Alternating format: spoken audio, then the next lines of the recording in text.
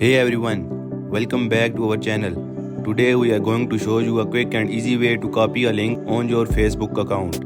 Whether it's a post, a video or anything else you would like to share, copying a link is simple and can be very useful. Let's dive right in.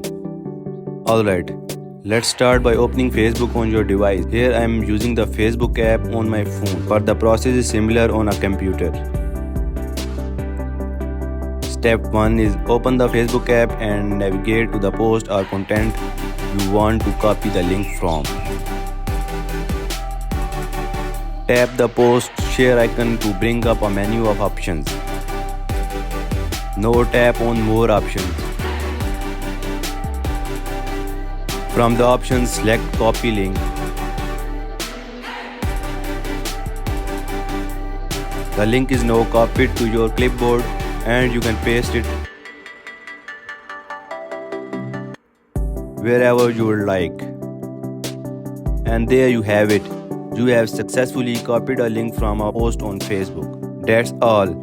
If you found this helpful, give us a thumbs up and subscribe for more tech tips. Thanks for watching.